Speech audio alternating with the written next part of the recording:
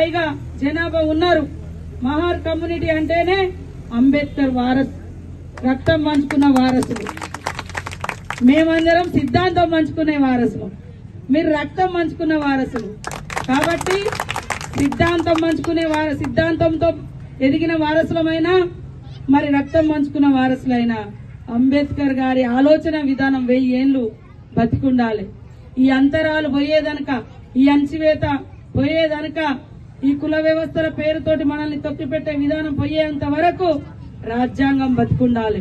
కానీ సూర్యచంద్రులు ఉన్నంత వరకు అంబేద్కర్ గారి ఆలోచన ఉండాలి, అంబేద్కర్ సిద్ధాంతం ఉండాలి.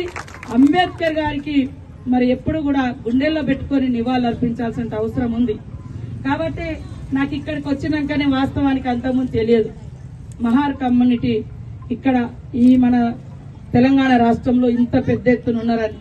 కానీ ఇవాళ దేశానికే ఒక పండుగ, కానీ కొంతమంది కొన్ని కులాలకే పండుగ అని చెప్తున్నారు. అరే నాయన, భారతదేశం కంటే గొప్ప రాజ్యాంగం ఎవరు రచించలే ఈ ప్రపంచంలో.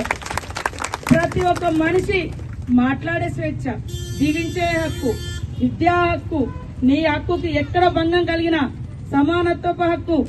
మరి కోర్టు ముందర కూడా ఉన్నాడు లేనోడనే కాకుండా అందరికీ ఒకే సూత్రం ఉండే విధంగా, పేదోళ్లకు 10 రాయితీలు ఇచ్చి 10 రకాల ధరలు తగ్గించి సబ్సిడీ ఇచ్చి ఉన్నతులతో సమానంగా డెవలప్ చేయాలి అనేటువంటి ఉద్దేశంతో రాజకీయాలలో, విద్యలలో రిజర్వేషన్ ఇచ్చింది తప్ప ఏదో ఎవరినో దోచిపెట్టడానికి కాదు. కాబట్టి ఖచ్చితంగా మహార్ కమ్యూనిటీ సోదరులు ఏదైతే కార్పొరేషన్ అడుగుతున్నారో తప్పకుండా మన రేవంత్ రెడ్డి గారి దృష్టికి తీసుకెళ్తా, నాది బాధ్యత. ఇది ఏర్పడాలి. ఎందుకంటే వాస్తవానికి